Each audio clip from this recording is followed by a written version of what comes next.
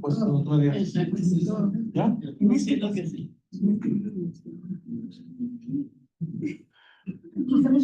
Muy bien, muy buenas tardes, sean bienvenidas, bienvenidos a la sala de maestros del Instituto Tecnológico Autónomo de México, el ITAM. El día de hoy, en un evento muy importante, muy significativo, dentro del ciclo de conferencias Ruth Bader Ginsburg, la doctora Adriana Ortiz Ortega, subdirectora de Género, Diversidad e Inclusión, tuvo la fantástica idea de hacer la presentación del libro El otro lado del ayer, de Rosa María Rofiel. Y bueno, desde luego esto es muy importante en términos de pues que se conjuntan varias cosas que son fundamentales en una institución de enseñanza superior, en una universidad, como es la presentación y divulgación de libros, que va muy acorde con una de las misiones de la Subdirección de Género, Diversidad e Inclusión, que es justamente la promoción de una cultura de respeto, de inclusión, de diversidad de género. Entonces, la verdad es que nos alegra mucho tener este evento de la cátedra Ruth Bader Ginsburg para junio de 2025, que además, por supuesto, se enmarca en el mes de el orgullo, muy cercano al día 28 de junio, y pues todos estos motivos y augurios nos permiten realizar este evento, lo cual personalmente me tiene muy contento y muy satisfecho. Bueno, pues muy brevemente les vamos a dar unos trazos de las personalidades de estas estupendas mujeres que están en esta mesa para presentar el libro. Y bueno, por supuesto vamos a empezar con la autora del libro, que Rosa María Rofiel es escritora, periodista, poeta y editora mexicana, veracruzana, pionera de la literatura lésbica feminista en México, autora de Amora, la primera novela lésbica feminista mexicana. Su obra aborda temas como el amor entre mujeres, la sororidad y la lucha contra el patriarcado. Fue colaboradora en medios como El Excelsior, Proceso, la revista FEM, la primera publicación feminista de América Latina. Actualmente es integrante del Consejo Editorial Lesbos AC y continúa trabajando con nuevos proyectos literarios. Lesbos, por supuesto, es la firma editorial que edita el libro que hoy presentamos. Su más reciente obra, El otro lado del ayer, aborda el delicado tema del abuso sexual infantil, explotando la reconstrucción de la identidad a través de la memoria y del testimonio. Marilena Olivera es licenciada en Ciencias de la Comunicación, maestra en Literatura Mexicana y doctora en Humanidades. Es investigadora del Centro de Investigaciones Interdisciplinarias en Ciencias y Humanidades de la UNAM, dentro del programa de investigación en Ciencias Sociales y Literatura. Ha trabajado temas como la representación de la lesbianidad en la literatura mexicana, los testimonios de mujeres guerrilleras en los años 70 y el envejecimiento de las mujeres lesbianas en la Ciudad de México. Es autora de Entre Amoras y colaboradora en publicaciones académicas sobre literatura lésbica. Co-coordinadora de 2 números de la revista Interdisciplina sobre sexualidades. Juana Guzmán es activista, comerciante y cofundadora de Prensa Editorial Lesbos AC, promotora de medios de comunicación feministas y comunitarios desde los derechos humanos. Ha trabajado en organizaciones civiles y en el sector público en defensa de los derechos de las mujeres y de las comunidades LGBT+, particularmente desde la Alcaldía Cuauhtémoc y la PROSOC. Es diseñadora, implementadora de programas comunitarios para el acceso a la salud, la educación y la justicia con enfoque de diversidad sexual y grupos vulnerables.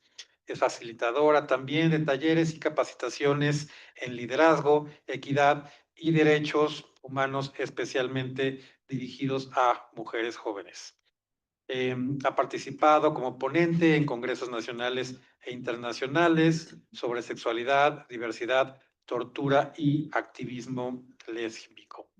Juliana Fedler es directora, dramaturga, diseñadora escénica e iluminadora con más de 25 años de experiencia, cofundadora de La Máquina de Teatro, compañía interdisciplinaria enfocada en historia, memoria y prácticas artísticas contemporáneas. Su trabajo integra palabra, gesto, imagen y acción social desde una perspectiva feminista, ambientalista y comunitaria. Ha colaborado con instituciones como la Compañía Nacional de Teatro, el Festival Internacional Cervantino y el Mucho. Entre sus obras destacan Hildegarda, Malinche Malinches, La Hora del Diablo y Xochimilco, o de cómo sobrevivieron los ajolotes a la extinción. Pues, como verán, tenemos un extraordinario panel. Y bueno, pues le cedo la palabra a Juana Guzmán para empezar con esta pues muy rica conversación que vamos a tener en torno a la presentación del libro de Rosa María Rufiel. Muchas gracias y bienvenidas todas al ITAM. Hola.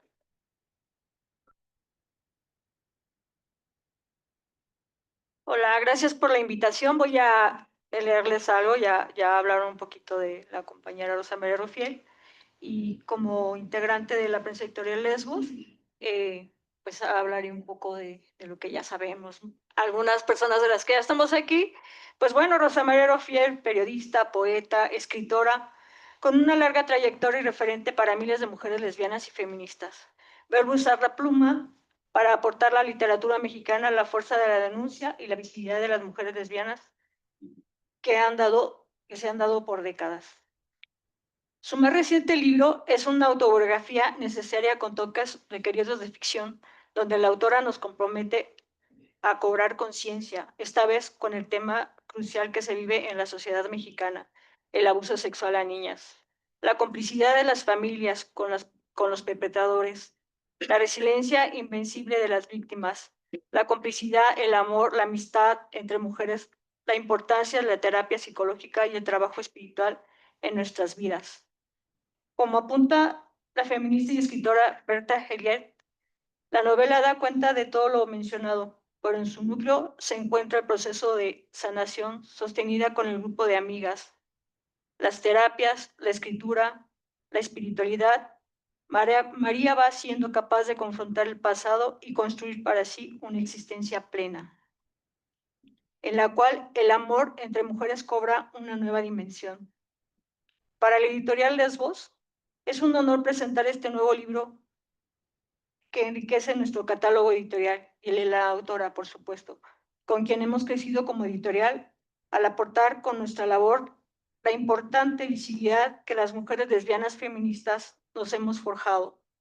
En esta sociedad contemporánea que vive la dicotomía de las tradiciones, machistas, violentas, con el empuje social de la denuncia feminista por un cambio social progresista. Muchas gracias.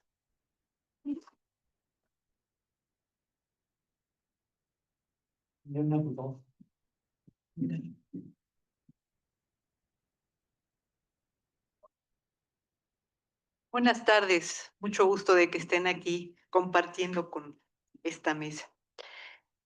Yo no voy a hablar mucho, pero vas a ver.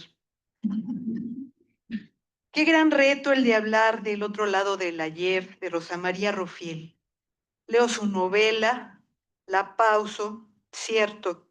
Tengo muchas otras lecturas pendientes, evaluaciones, seminarios, pero no es eso. Me pregunta por WhatsApp si ya leí, de que qué me parece.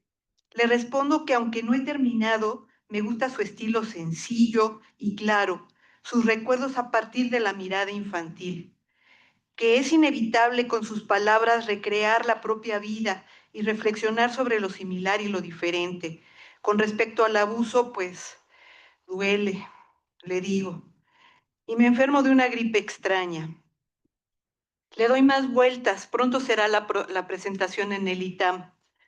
Así como ella, cuando en la novela habla de la traducción de un manual para el Centro de Apoyo de Mujeres Violadas, cada párrafo me simbra. Me levanto a tomar agua, al baño, a cualquier cosa para sacudirme tanta realidad, dice María, la protagonista de la novela. Podría hablar de las cuestiones formales de la novela, ¿no? Después de todo, me invitaron como académica. Puedo decir que en esta presentación me propongo compartir una lectura crítica y afectiva de la novela, que en términos estructurales la obra está dividida en 4 momentos: el ayer, el hoy 1, el hoy 2 y el mañana. Esta organización temporal no es precisamente lineal, traza con ella un recorrido emocional y simbólico. El ayer es el territorio del abuso, del silencio, de la infancia marcada por la violencia, de la muerte de su papá, pero también es el lugar de las abuelas amorosas, de la lectura como refugio, de los rituales y la cotidianidad veracruzanos, del juego en pandilla, de los trenes. El hoy es el tiempo de la reconstrucción, del duelo, de la reflexión, de la introspección, y el mañana es una pregunta abierta, una posibilidad, apenas una insinuación. Hay en la obra una recuperación del cuerpo como territorio de memoria y también como campo de batalla simbólico, lo que Hélène Cixous denominó escritura femenina, una forma de narrar desde el cuerpo, desde la experiencia sensorial y desde el deseo propio. Esto ya lo habíamos visto en sus obras anteriores, porque Rosa María fue militante del feminismo de la segunda ola y es pionera del feminismo lésbico literario de México y de América Latina. La autora se inscribe en la genealogía de la escritura feminista con la elaboración literaria de sus testimonios, a lo que podríamos llamar quizás autobiografía novelada con una voz honesta y valiente. Desde un enfoque político, la obra cuestiona con fuerza la complicidad estructural que permite la perpetuación del abuso sexual infantil, el silencio de las madres, la pasividad y complicidad de los sacerdotes, la omisión de las escuelas, la impunidad como herencia cultural. María se pregunta, ¿por qué nadie hizo nada? ¿Por qué la familia guarda silencio? ¿Por qué su tío puede amenazarla con que por su culpa van a sufrir su abuelita y sus papás? ¿Por qué su mamá con indignación le pregunta, ¿por qué quieres destruir esta familia? Sin pretender justificar lo injustificable, pero buscando comprender este mecanismo de silencio, les comparto algunas reflexiones de Sara Ahmed, escritora, profesora y teórica feminista británica. En un apartado de su libro, Fenomenología Queer, dice que la heterosexualidad puede funcionar como el regalo más íntimo y mortífero de los regalos parentales. Sin meterme en recovecos pantanosos para esta presentación, comento que aquí Ahmed se refiere a la heterosexualidad como institución en términos de Adrien Rich y reformula las explicaciones de Marcel Mauss, antropólogo francés, con respecto al don o regalo. Mauss, en su ensayo, habla de las sociedades arcaicas, pero Ahmed lo aplica para explicar por qué las mujeres buscan complacer a la familia heteronormada, así como Mauss establece que a una tribu le genera poder otorgar un regalo a otra, que hay obligatoriedad de devolver el aparente obsequio y que el regalo deja en deuda a quien lo recibe. Ahmed argumenta que la heterosexualidad, en términos de dominio patriarcal, es el regalo que las familias dan a sus hijas, una herencia en valores, amor, aspiraciones, proyectos, orientaciones, esperanzas, formas de habitar y movernos en los espacios, jerarquías familiares, etc. Rechazar el regalo es una traición que amenaza con la ruptura familiar y de herencia, dice Ahmed. ya que se trata de la demanda de que la hija devuelva el amor familiar recibido reproduciendo la línea del padre. Es un sistema de reproducción del patriarcado en el que rompe la herencia patriarcal, amenaza con la ruptura familiar patriarcal y se considera de una alta ingratitud, una traición, una falta a la devolución del amor otorgado. Me paro al baño, porque sigo dándole vueltas. El texto me toca, me involucra y quizás por ello me enredo aquí con Sara Ahmed. Pero lo cierto es que la novela es un documento literario de denuncia y a la vez una meditación ética sobre los pactos de silencio que sostienen la violencia sexual infantil. La novela interpela desde lo literario el mandato cultural que calla, minimiza o encubre la agresión, sobre todo cuando el perpetrador forma parte del círculo íntimo. El otro lado del ayer, así como Amora, es una obra de compromiso sociosexual, de compromiso en otro sentido. Ya no se trata tanto de esclarecer y dar rumbo a la vida de las lesbianas, sino de hacer visible el abuso infantil y clamar por el cuidado, por la vigilancia y por no recaer en el silenciamiento. Ante el silenciamiento, Rosa María reivindica la escritura, no solo como acto de supervivencia, sino como subversión y transgresión. Rosa María logra recrear la voz de la niña María en sus vivencias en Veracruz y en la Ciudad de México, las que siente oscuras y sucias y las felices, las va amalgamando con la voz adulta, así como van amalgamando nuevas experiencias, se van amalgamando nuevas experiencias. El amor de pareja y el familiar en el respeto, un camino de luz y esperanza. Su mirada infantil es el vehículo desde el cual se perciben los gestos de ternura de las abuelas, los juegos de la pandilla, la violencia simbólica del clasismo y del racismo, la omnipresencia de la religión católica y también de forma dolorosamente reiterada, los abusos sexuales cometidos por un tío dentro del espacio familiar, el que se supondría seguro. Con su novela Amora, las conversaciones grupales son entrañables y muy logradas.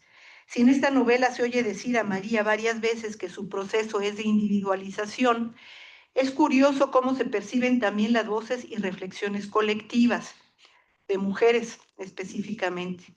El otro lado del ayer no es solo una historia individual, es una historia compartida, coral, íntima, colectiva. Es un testimonio con vocación política que interpela a lectoras y lectores desde la honestidad radical, la dignidad del lenguaje y la profunda humanidad de quien ha decidido no callar. El eje que recorre la novela y la vida de María, sí, es el abuso sexual. Desde antes de su nacimiento, dice María, sus ancestros, nuestros ancestros, se apropiaban de los cuerpos de las mujeres. En su infancia, lo que para otras niñas podría ser velado o latente, se convierte en parte de su realidad y en el resto de su vida como un tema por resolver, por reelaborar, porque el abuso no se borra, pero se puede elegir cómo vivir con eso. ¿Qué se hace con esa parte de la vida?, le dice Sara a su amiga María. Así llega la protagonista lentamente al trabajo de sanación gracias a su acercamiento a la psicoterapia, a la escritura literaria y a la espiritualidad, que no se presenta como evasión, sino como posibilidad de reconciliación con la vida, un proceso de muchos años. La protagonista va descubriendo su diferencia, su disidencia, su rareza, su afectividad, en un contexto donde los cuerpos femeninos son controlados por instituciones religiosas, escolares y familiares, que es la institución de Adrienne Rich que les decía. Las primeras experiencias de atracción hacia otras niñas aparecen con dulzura y placer, pero también con censura y castigo, especialmente cuando las monjas irrumpen para corregir lo inaceptable, que son los dispositivos de enderezamiento también según Sara Ahmed. Se trata de una obra que desafía las fronteras entre lo literario y lo testimonial, entre lo íntimo y lo político, entre el dolor vivido y la posibilidad de una palabra que lo abrace, lo narre, lo trascienda. Este libro no se limita a contarse, este libro se siente, se recuerda, se recuenta. Es en muchos sentidos una escritura que sana y que nos involucra ética y políticamente como lectoras y lectores. Como lectora, una se descubre acompañada, interpelada, convocada a revisar su propia historia, sus propios silencios, sus propias memorias. Siento que he tenido que hablar aquí de una manera un poco caótica, discúlpenme, porque me siento tocada por sus palabras. Ah, qué difícil acomodar tanta realidad. Dice Rosa María que está segura que la de su novela también es la historia de muchas y muchos de nosotros. Y nos la entregan con la esperanza de que pueda sernos de alguna utilidad. Que así sea, querida. Sí. Que esta obra circule, se lea, se discuta y se abrace, porque en tiempos donde aún se silencia la violencia, decir, escribir, leer y escuchar son actos radicales de ternura y de lucha. Muchas gracias por tu novela.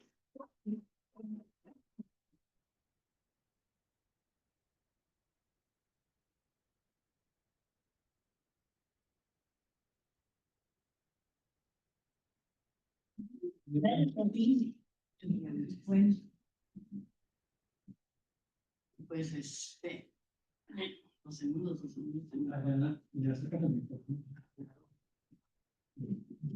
Hola, muchas gracias a todas, a todes, a todos. Gracias a la ITAM, a la cátedra Ruth Bader, a Gisbur, Adriana, muchas gracias. Marilena, gracias. Horacio, Juana, Rosa María, muchas gracias. La experiencia de leer El otro lado del ayer, de Rosa María Rufiel. No vemos las cosas como son, sino como somos. Anaïs Nin. Lo que vemos, lo que nos mira. Esa es una provocación de Didi Huberman. El objeto es la razón de existir de nuestros ojos, pues sin él los ojos no reconocerían su función. La cosa, el objeto, dice de nosotros tanto o más de lo que nosotros podemos decir de él, ya que nos refleja al tiempo que traduce para nuestra experiencia todo lo que nuestra mirada accede a saber sobre él. ¿Qué es lo que realmente hacemos los artistas? ¿Qué es el arte y qué son estos objetos que nos cuentan nuestras historias? Es decir, los libros, las obras de teatro, la pintura, la performance, todos esos objetos que muchas veces nos proponen un viaje a otro mundo. Como lo sabemos, un libro es un objeto y es palabra y es también mirada, y para mí es una experiencia que involucra por múltiples ángulos mi percepción de lo que leo, por las sensaciones que emanan de mi mirada, de quién soy y he sido y seré después de terminar de leer este libro. Y es la mirada de María, del personaje, y de Rosa María.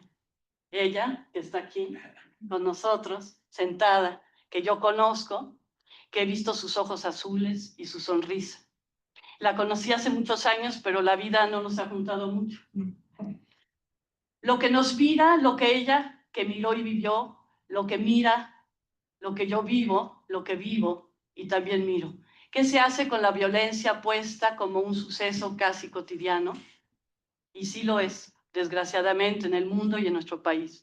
La violencia contra las infancias es más cotidiana de lo que podemos imaginar. Rosa María nació en 1945. En 1947, el señor presidente, que no vamos a nombrar, envió a la Cámara de Senadores la iniciativa para anexar al artículo 115 de la Constitución, que es el otorgamiento del derecho a la mujer de votar y ser votada en elecciones municipales. Esto se publicó en el Diario Oficial de la Federación el 12 de febrero de 1947, fecha que entró en vigor.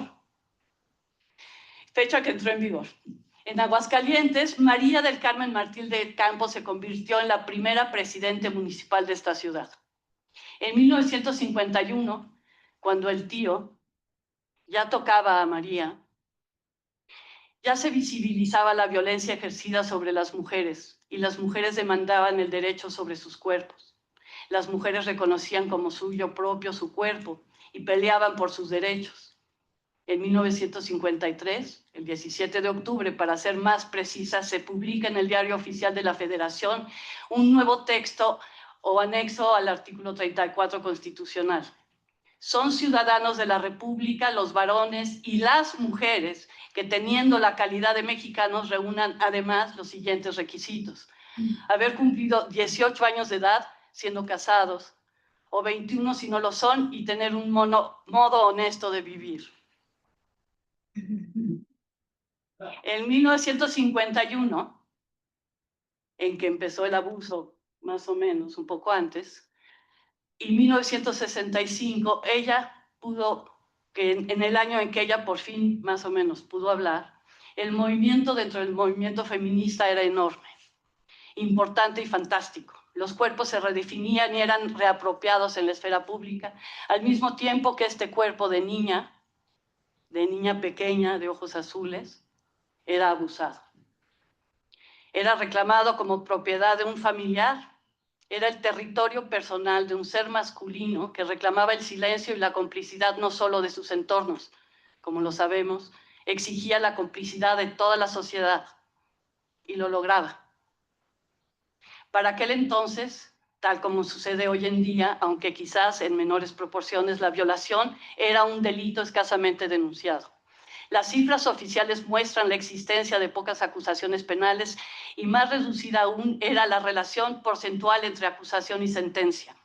Entre 1928 y 1947 hubo en México un promedio anual de 700 varones procesados por violación, de los cuales solo el 22.83% obtuvieron sentencia. Para 1950 las cifras fueron 1.010 casos de denuncias y solo el 29.10% obtuvieron sentencia. Estoy citando a la doctora Marta Santillán. En 1967 hubo una reforma jurídica importante en el delito de violación. El castigo aumentó de 2 a 8 años de prisión. Cuando la víctima era menor, la pena pasó de ser de 4 a 10. En este año se consideró por primera vez como violación la cópula con menores de 12 años. Y se adicionó el artículo 266 bis, en el cual se estipulaba un castigo de 8 a 20 años de prisión cuando la violación fuese cometida por más de 2 personas.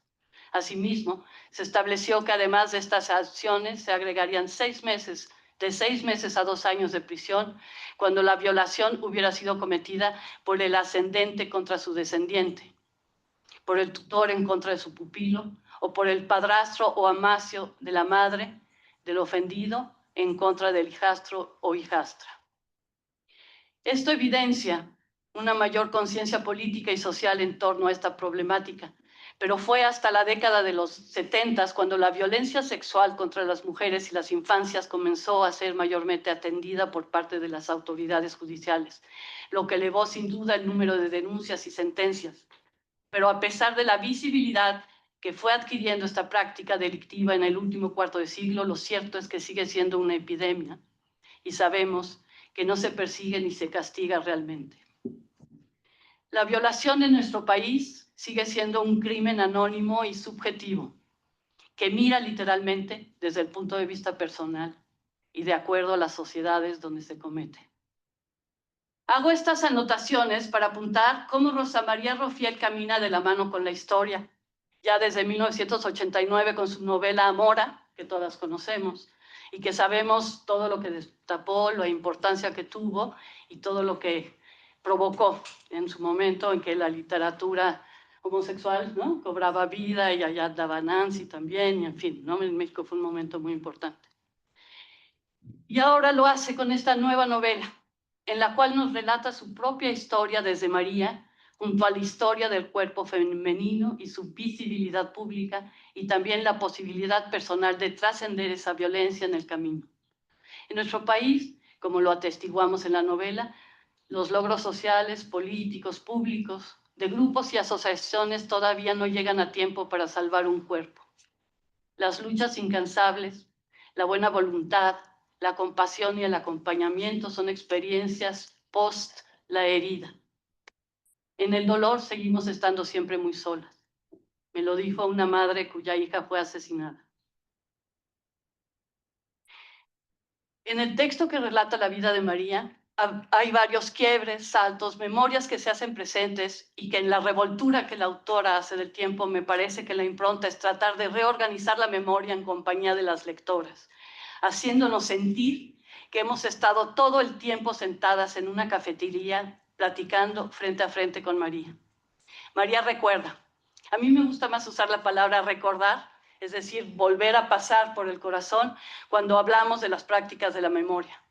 Me gusta decir prácticas del recuerdo.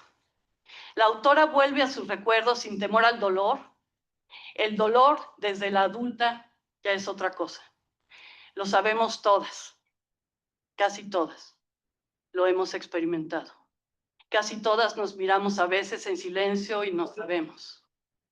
María recuerda para volver a pasar por el corazón todo este remolino de sentimientos. Dentro de este sartén hirviendo que pone en nuestras manos la vida de María, se cocinan varias especias de diferentes sabores y texturas. Está la familia y el silencio. ¿Cómo vivirlo yo, lectora? ¿Qué miro yo en ese silencio solitario? ¿Cómo miro las bocas calladas, las bocas que no dejan de comer delicias sin decir nada? ¿Desde dónde me mira María? ¿Por qué me mira? Esta es una pregunta constante dentro de las prácticas artísticas. ¿Qué hace el arte? Este delirio de lo humano, esta posibilidad de fuga, de belleza, de alterotopías frente a las víctimas que ponemos a performar las heridas. Las miramos. ¿Para qué? Ellas nos miran. ¿Para qué? La bibliografía que intenta reflexionar sobre estas preguntas es extensa y lo sabemos, y también sabemos que no hay respuestas. Solo hay acciones, impresiones, trazos que se leen como testimonios, homenajes, denuncias. Y sí, el arte lo contiene todo y más. Es la crónica ininterrumpida del aura de la humanidad, en esos objetos que hacemos para mirar y para que nos miren y que podamos ver nuestra permanencia en el infinito. Siempre hay alguien que nos cuenta una y mil veces lo que ha sucedido. En las obras griegas está la figura del mensajero, que es quien llega para relatar lo sucedido, fuera de la escena. Las artistas somos eso, las que llegamos para contar, hacer visible lo que está sucediendo y no podemos ver. Rosa María Rufiel nos pone en el sartén hirviendo a fuego lento el periplo del alma de María. Bueno, suena un poco bíblico, digamos, el periplo de María, que intenta decirnos, articular para nosotros, hacer sentido de todo esto.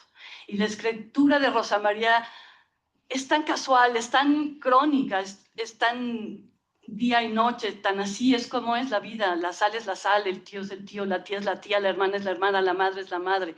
No hay juicios de valor, no pone nada entre nosotros y la vida, solo la vida tal cual es. Así pasó, así fue.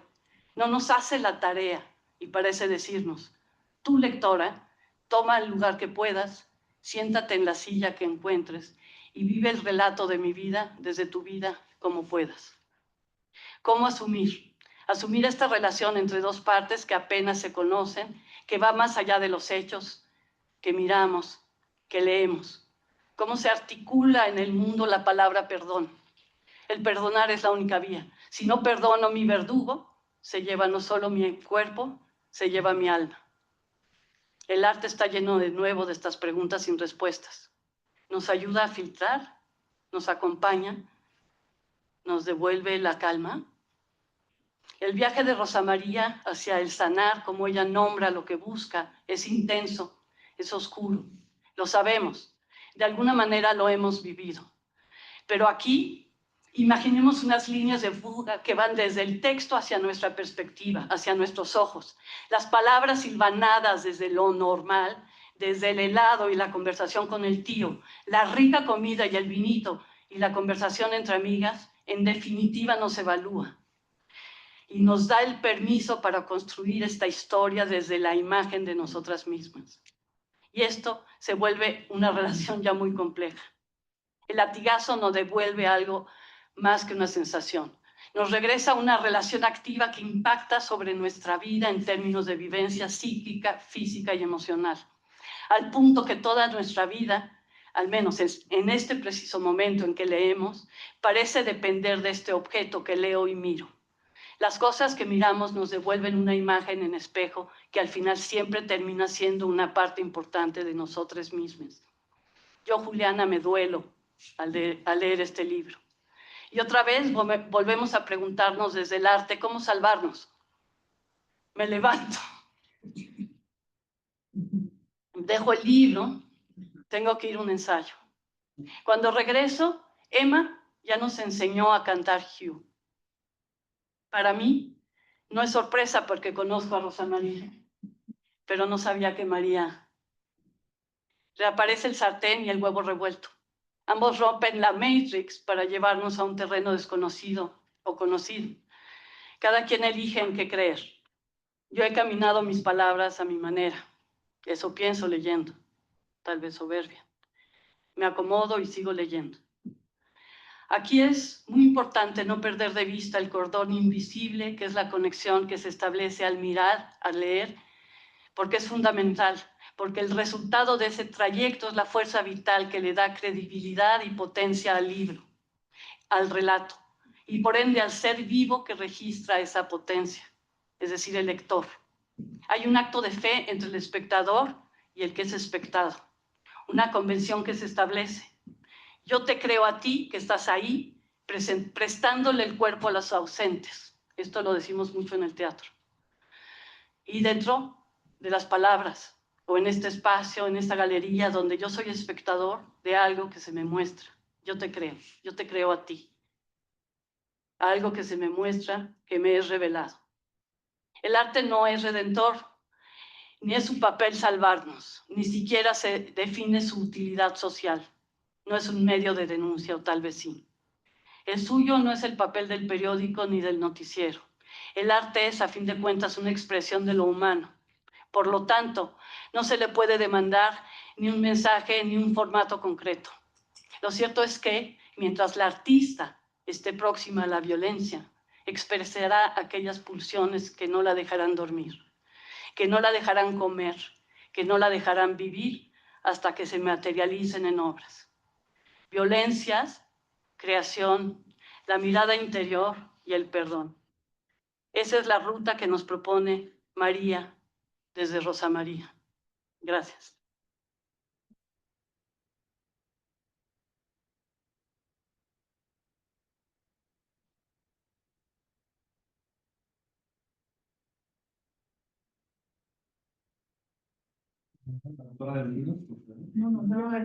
Nada. Sí, va a hablar un poco Adriana porque tiene que cerrar Rosa María. Entonces nos tiene que oír a todas tantito.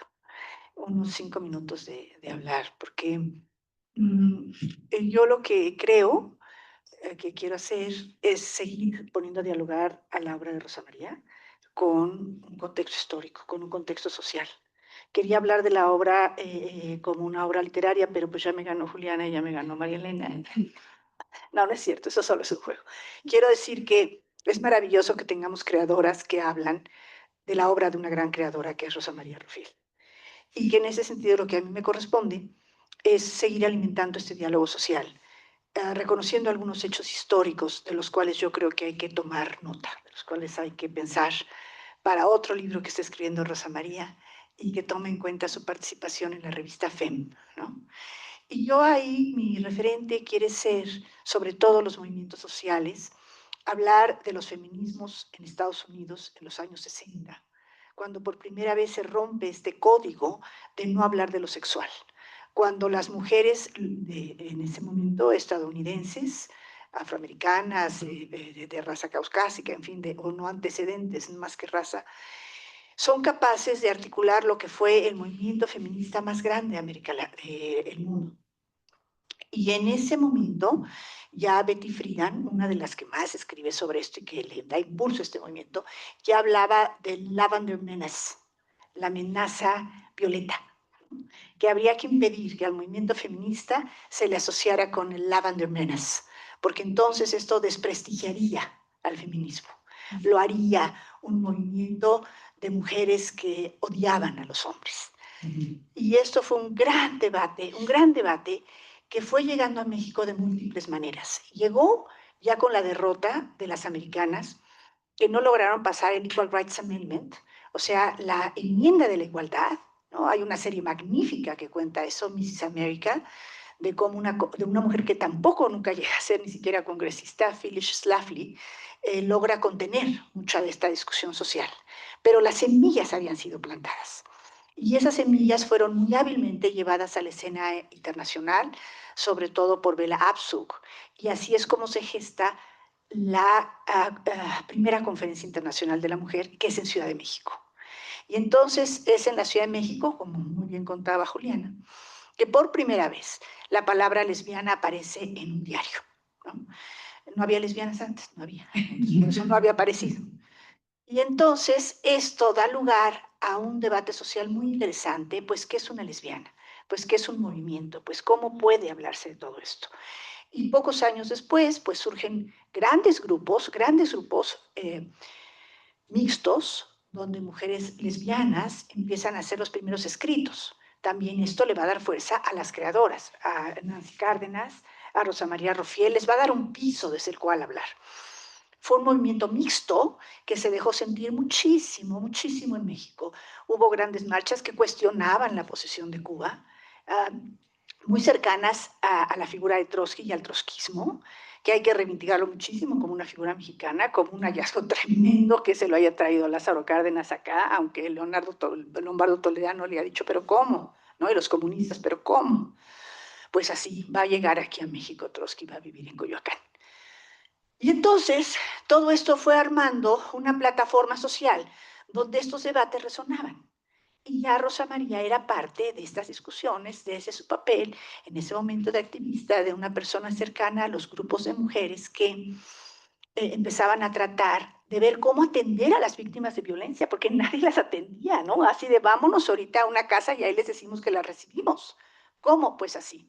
Ahora que los especialistas se dicen, pero ¿dónde está el protocolo? ¿Pero cómo es posible que irrumpiste la cláusula 4? Bueno, pues porque había que hacer algo, ¿no? Entonces, ¿cómo le hacías? Pues así como le hicieras. Claro, siempre tratando de mejorar, claro, siempre tratando de buscar la institucionalización, esa institucionalización a la cual se refirió Juliana. Pero bueno, era en ese contexto, digamos, en ese contexto de surgimiento de movimientos sociales, de discusión social, que la palabra feminista, lesbiana y escritora pues estaba muy en chino, que fuera comprendida, que se pudiera desarrollar en toda su magnitud. Y Rosa María cruzó esa puerta y abrió esa puerta. Y esa puerta fue muy, muy importante. Ya encontramos sus escritos en ese grupo tan formidable que fue la revista FEM, que no solamente es que haya sido la primera, eso de la primera, pues qué bueno que era la primera, pero qué calidad tenía eso que de ese primer esfuerzo, ¿no? Un gran esfuerzo en el cual se dieron muchos debates, donde ella ya publicó números sobre las madres lesbianas, sobre la situación de las lesbianas, Rosa María de Claudia Hinojosa, que no tarda en llegar. También ahí hizo aportes muy importantes, una perspectiva lésbica del lesbianismo. Y entonces fue armando todo esto, y de abuso sexual también, y de muchísimos temas, porque ella también era ilustradora de la revista y participaba en todas las discusiones habidas y por haber. Entonces, en ese contexto es que surge Amora, la gran novela lésbica que va a ser algo reivindicativo dentro del arte. ¿Y qué va a ser la reivindicación que hace Amora dentro del arte? Pues hablar de la vida de las lesbianas, como la viven las lesbianas, en vez de como se la imaginan, en vez de como una novela trágica, o sea, la vida cotidiana como una posibilidad de contar la vida. Fíjate la reivindicación, tenías que hacer eso porque ni eso se permitía. Tenía que acabar en tragedia, ¿no? Y entonces se mataron, claro, porque es que eran lesbianas, por eso se mataron. Entonces, ella hace ese tránsito político, personal, que está marcado desde el arte, es decir, no hay un intento de mensaje, todo lo que contaba Juliana, pero que finalmente lo está haciendo. ¿Y cuánta fuerza se necesita para pasar de ahí? Que fue una novela muy criticada, tan criticada que hasta la academia se interesó, ¿no? La academia dijo, oye, pero qué interesante. Ahí es cuando se dan cuenta del valor de la obra y la empiezan a analizar. Ya ves que la academia siempre va un poquito después de las cosas. Entonces, ¿cuántos años se necesitan para escribir un libro como Amora y poder escribir un libro con la fuerza testimonial que tiene el otro lado del ayer? Se necesitan aproximadamente 40 años. de poder hacer esta fuerza dramática, literaria, artística, que recoja esto desde la manera más nítida posible, de la mano de la creación. Y pues yo sí quiero decir, esto es un sacrilegio en este contexto, y de la mano de Dios. ¿Qué quiero decir con eso? Que hay tanta esperanza, que hay tanto amor, que hay tanta apuesta a lo indefinido de la vida, a la posibilidad, que eso es a lo que le podríamos llamar, como quieran llamarle, a lo universal, en fin. Entonces, bueno, ahora, ¿qué significa traer a Rosa María al ITAM? ¿Por qué al ITAM? ¿Qué tiene que ver el ITAM con todo eso? Pues tiene que ver mucho, porque el ITAM se ha ido convirtiendo más y más en todos esos 40, 50 años, en un lugar donde los estudiantes han mostrado un enorme interés por el tema de la diversidad, por el tema de la inclusión, donde han organizado movimientos sociales, donde han puesto demandas. Horacio ha estado muy cerca de toda esa movilización estudiantil del ITAM, o sea, el ITAM como un espacio de formación, de mucha seriedad, pero también de mucha crítica social vigente.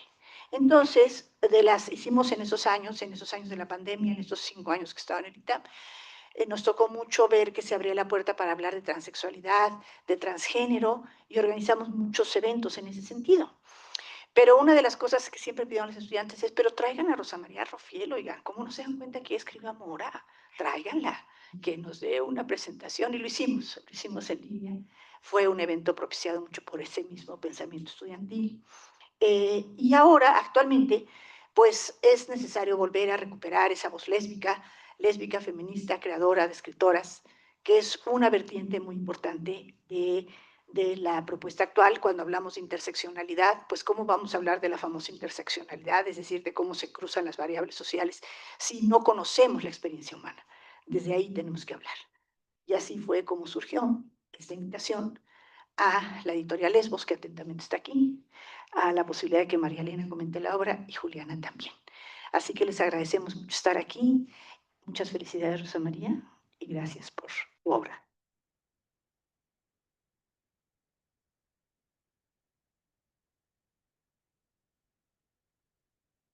Gracias. Ah, qué caray. Yo no sabía que había hecho tantas cosas. No, sí está aprendido. A ver. Ay. Bueno, yo les agradezco, ya saben, al ITAM, a Horacio, a Adriana, a ustedes, a las presentadoras, a prensa editorial Lesbos. Y como digo al principio del libro, tengo que leer porque es un párrafo y no me lo aprendí de memoria. Dice, esta novela permaneció muchísimos años en mi cabeza y en mi corazón. Es la historia de mi abuso sexual y lo que hice para sanar. Estoy segura de que también es la historia de muchas y muchos de ustedes. Se las entrego con la esperanza de que pueda serles de alguna utilidad. Dicen por ahí que una no debería escribir sobre estas cosas, no armar escándalos en la vía pública ni desnudarse en las novelas. Por mi parte, seguiré siendo una transgresora. A ver. Estoy convencida que después de tantos años empollando la novela estaba más que lista para salir. ¿Sí? Fue como si me la dictaran, como si hiciera erupción en mi interior, como si algo o alguien me gritara, ya, siéntate a escribir. Pero como tengo una vida muy intensa, a pesar de mi edad, nunca he podido levantarme a las 4 de la mañana y escribir 3 horas de corridito como las y los grandes escritores. Yo lo hago a ratos, entre que corrijo una traducción y lo hago sobre las piernas, en papelitos que luego no encuentro, o en cuadernos que luego no sé dónde los guardé. Y bueno, como esto, ¿ven? Tengo que estar buscando el asterisco, el 1A y el 3B para saber a dónde sigo. Esto prometo pasarlo en limpio para las próximas presentaciones. A ver.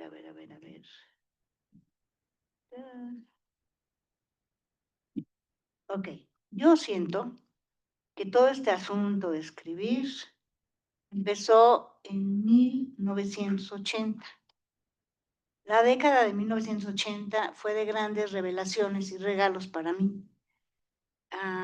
Fue cuando la poesía me tomó por sorpresa.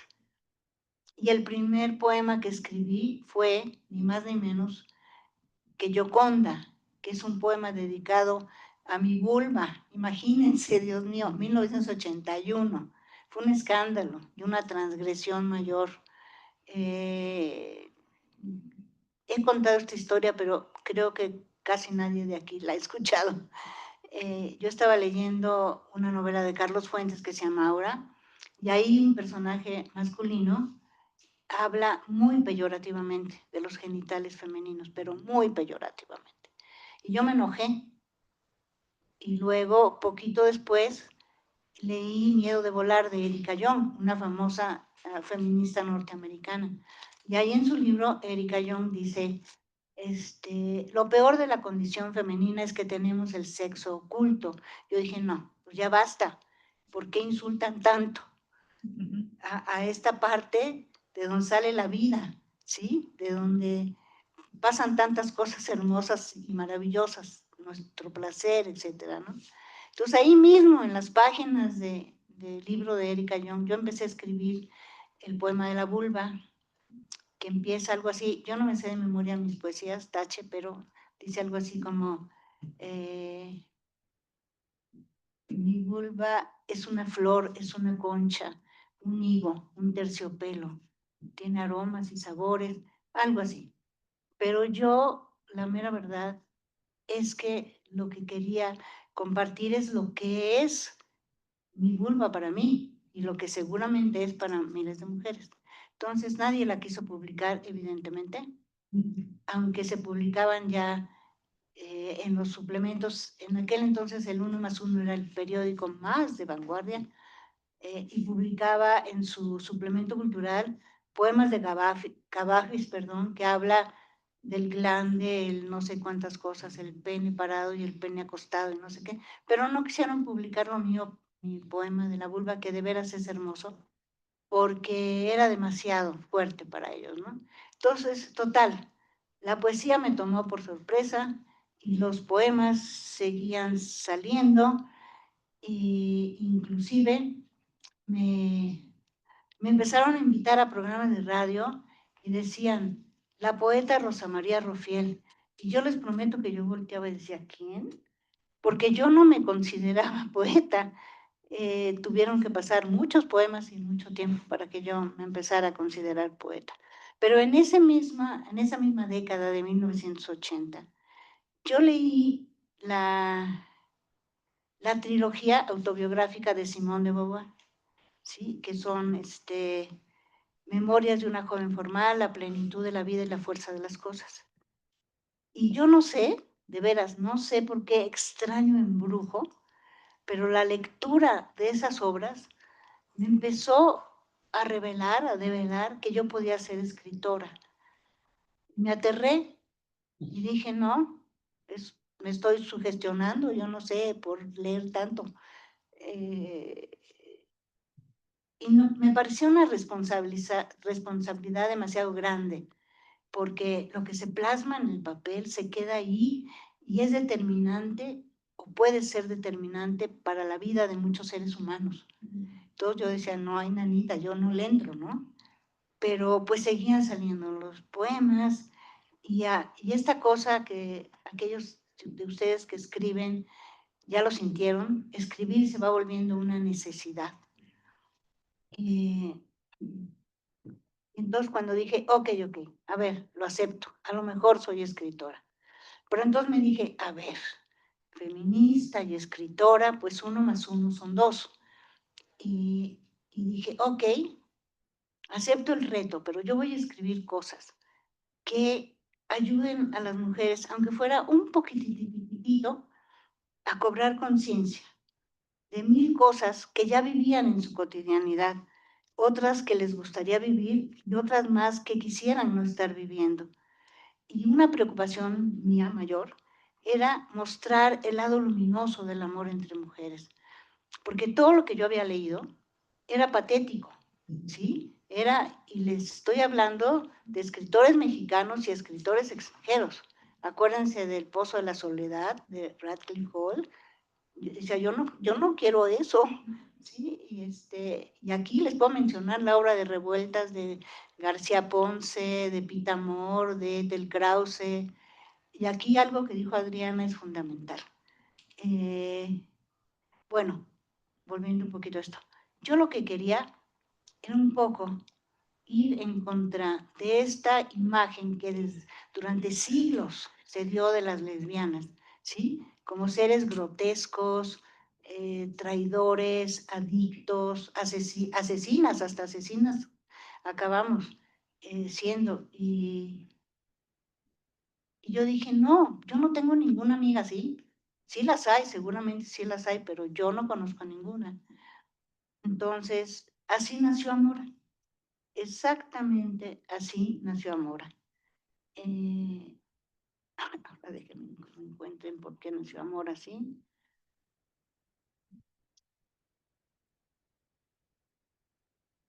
Ay, ok, así nació Amora. Ya lo dijo Adriana, lo han dicho aquí, la primera novela lésbica feminista de México, y al parecer de América Latina, porque la única novela que salió antes fue En breve cárcel, de Silvia Moloy, pero fue publicada en Barcelona y en Buenos Aires, o sea, no fue publicada, no, perdón, en Barcelona, no fue publicada en América Latina.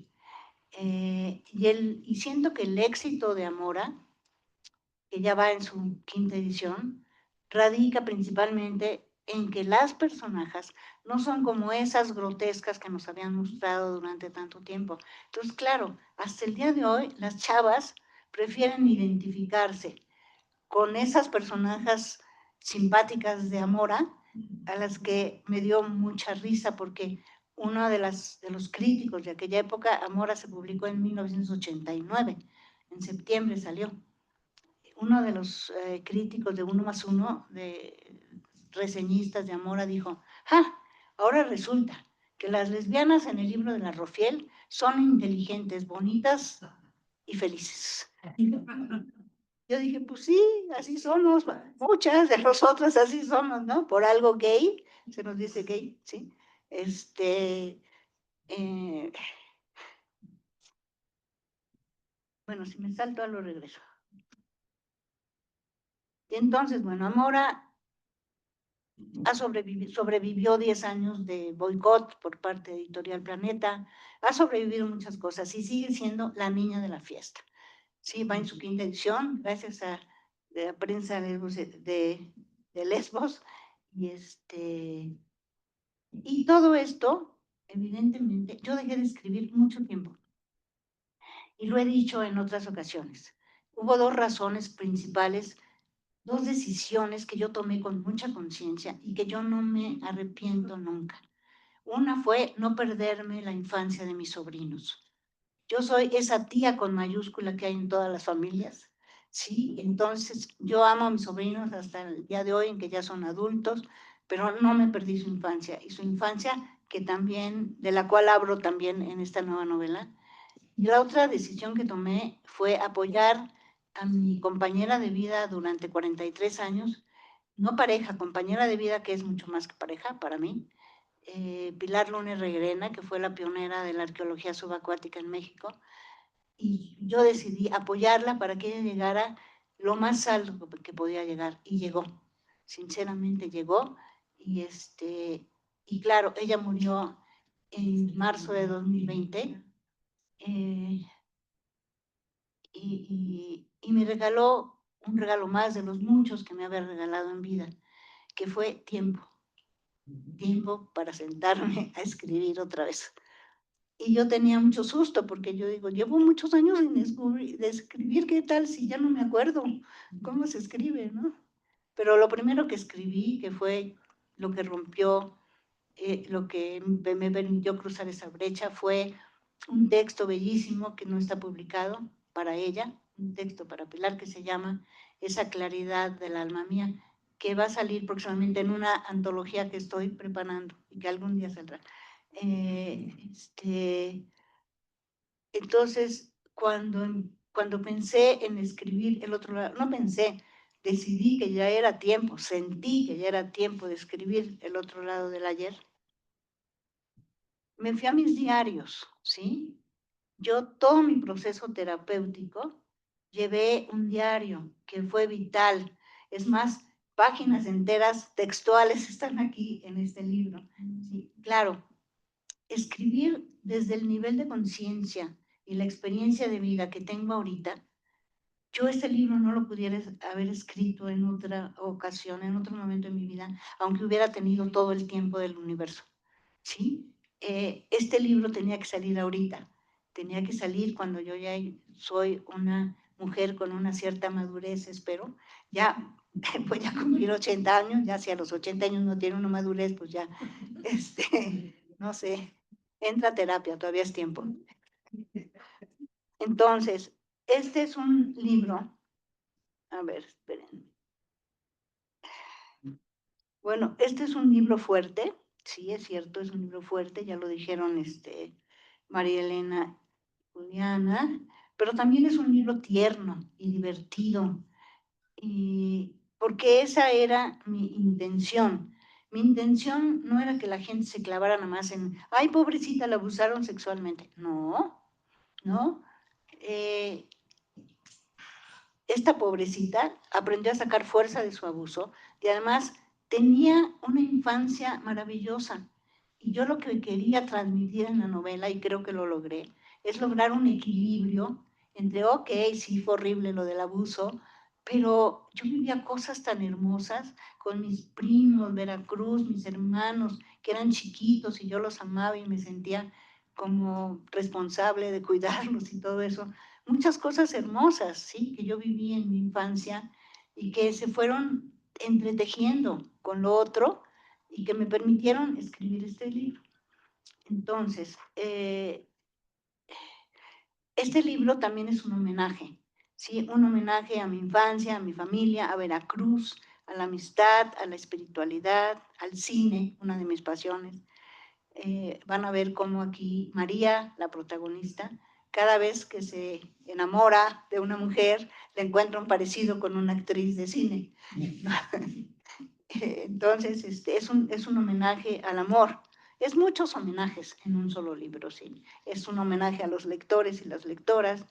Y ha resultado un libro curativo, para mí, por supuesto. Y yo espero que lo sea para muchas mujeres y hombres abusados que lo lean, ¿sí? Me ha revelado cosas. He descubierto que algunas de mis reacciones presentes se deben al abuso. Eso me ha permitido reparar algunas de esas conductas cuyo origen yo no comprendía antes, ¿sí? Tuve que escribir esta novela, tuve que leerla y releerla y sentarme a cantar Hugh, como mencionó Juliana, que es un mantra que te permite profundizar muy en ti. Y desde ahí yo siento que yo escribí esta novela. Y yo creo que el descubrimiento más grande que yo aprendí en Ecancar, mi camino espiritual, y que yo comparto y que se lo van a encontrar en sus dedicatorias, y que este libro es prueba fehaciente de eso, es que no somos lo que nos pasa, sino lo que hacemos con aquello que nos pasa. Muchas gracias.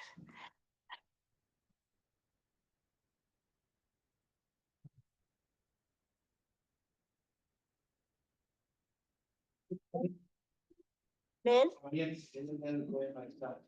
Ah, ¿quieren que les lea Yoconda? Sí. Hay personas que no lo conocen, ¿verdad? Dice, mi vulva es una flor, es una concha, un higo, un terciopelo. Está llena de aromas, sabores y rincones. Es color de rosa, suave, íntima, carnosa. A mis 12 años le brotó pelusa, una nube de algodón entre mis muslos. Siente, vibra, sangra, se enoja, se moja, palpita, me habla. Guarda celosa entre sus pliegues el centro exacto de mi cosmos. Luna diminuta que se inflama, ola que conduce a otro universo. Cada 25 días se torna roja, estalla, grita. Entonces la aprieto con mis manos, Le digo palabras de amor en voz muy baja. Es mi segunda boca, mis 4 labios. Es traviesa, retosa, chorrea, me empapa. Le gustan las lenguas que se creen mariposas, los penes solidarios y la pulpa de ciruela femenina, o simplemente las caricias venidas de mí misma.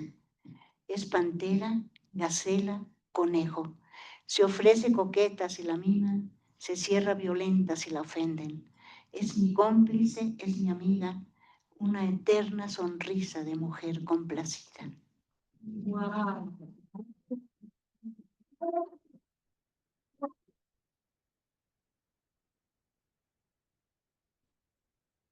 Evidentemente por eso se llama Yoconda, ¿verdad? Qué belleza. Gracias. Wow.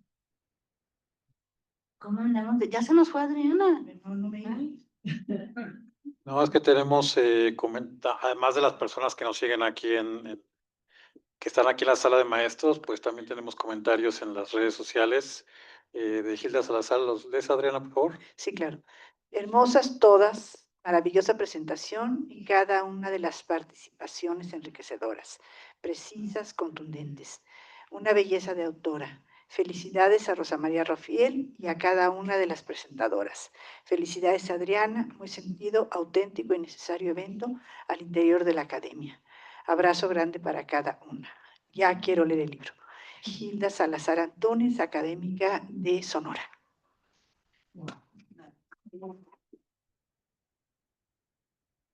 Y Juana Guzmán nos quiere hacer un apunte con respecto a Rosa María. Adelante, por favor.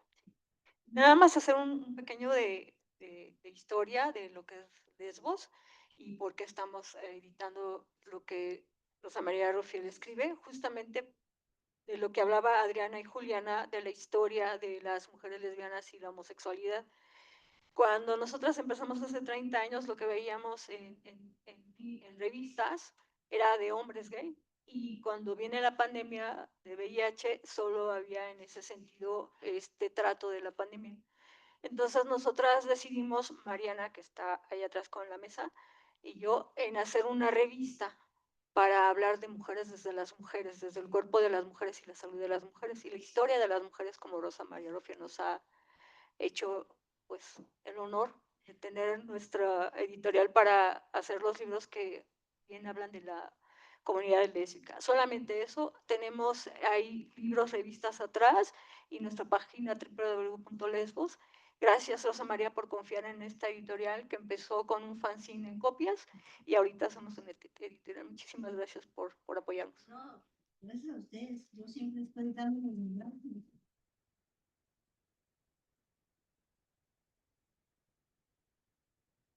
Muy bien, pues tenemos unos minutos para alguna pregunta que tengan aquí en el público.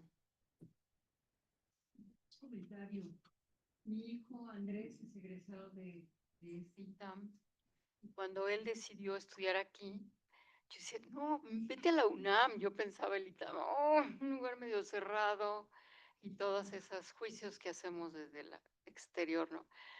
Y ahora me da tanto gusto que tengan una subdirección de género desde hace ¿cuántos años?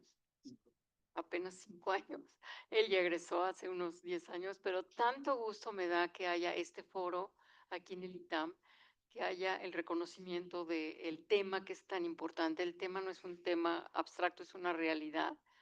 Me acuerdo que el día que Andrés se graduó estábamos en la terraza y pasaron unos jóvenes de la mano y le digo, oye, esos 2 jóvenes son homosexuales y me dice, sí, no sé, it's not an issue. Así como diciendo, mamá, o sea, ¿qué onda? Y eso me dio mucho gusto también, y la diferencia con lo que nosotros vivimos cuando teníamos la edad de él. Así es que felicito al foro, y sí, Rosa María, tu libro es impresionantemente tierno, empático. Yo espero que lleguen a muchas mujeres jóvenes que viven estas situaciones y que realmente sea un libro muy leído. Yo voy a contribuir con eso, por lo menos. Sí, yo también espero. No, si vieras la cantidad de prejuicios que tenemos que revertir y remontar, es muy interesante. ¿Algo más que alguien más quiera hacer? Adelante, por favor.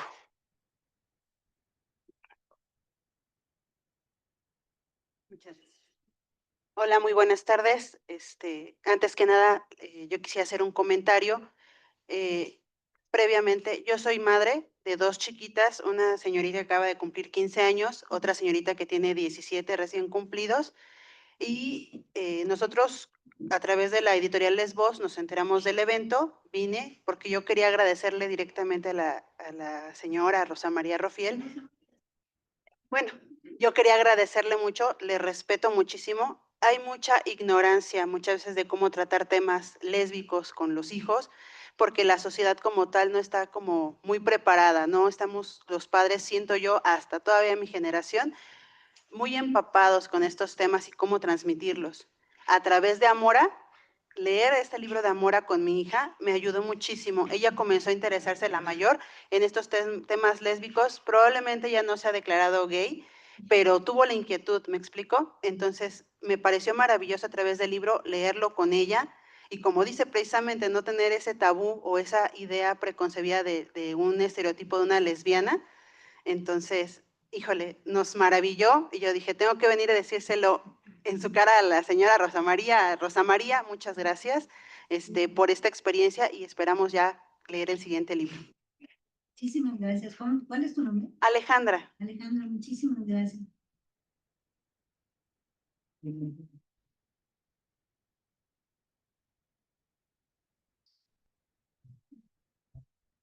¿Más? Pásenme el abrazo para que dé unas palabras de cierre.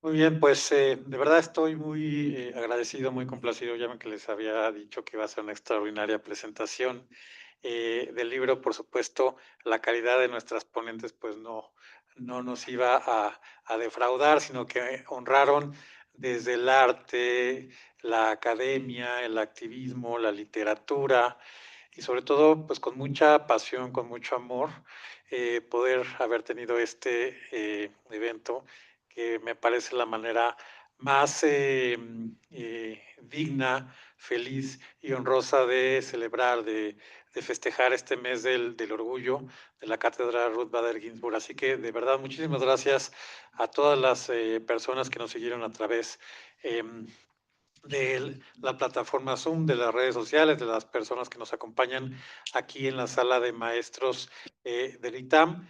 De verdad que es personalmente un honor, si bien ya habíamos tenido algún otro evento, pues tener a Rosa María Rofiel en sus 3 dimensiones, ¿no? No solamente a través de, pues como exacto, en vivo y a todo color con esos ojazos azules, en efecto. Y pues no, bueno, como en su momento fue en la pandemia, a través de pues, los medios que estaban disponibles en ese entonces. Así que, pues de verdad, muchísimas gracias, Rosa María, Juana, María Elena, Juliana y por supuesto Adriana Ortiz Ortega, la mente maestra detrás de todos estos eventos y claro, desde luego a todos ustedes por su presencia, por su difusión, por su cariño y por acompañarnos en estas tardes, que son de estos días que son conflictivos en la Ciudad de México para poder desplazarse y venir. Así que, pues, muchísimas gracias. Muy buenas tardes.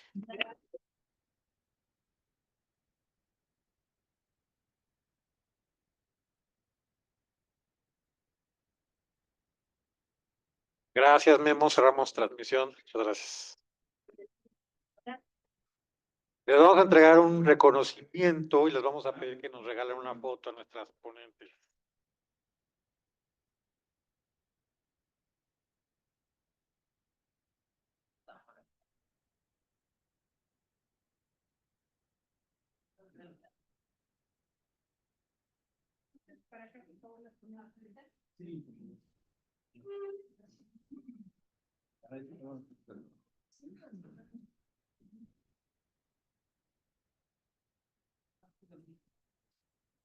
Sí.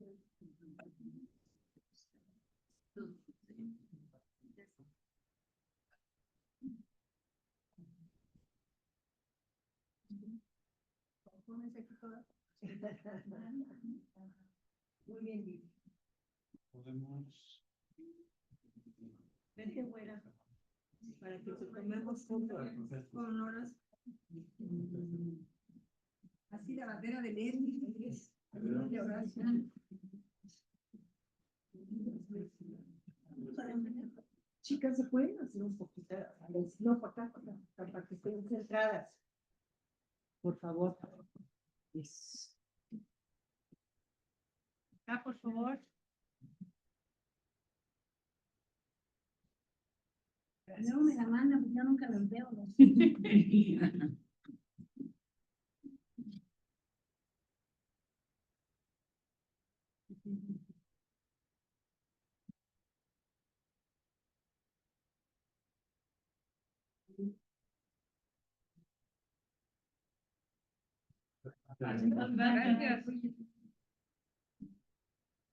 Bueno, ahí está la mesa para abrir el libro, por favor. Pues fíjate que no pudiendo conocer Voy a faltar. que vengo corriendo. Para que no llego.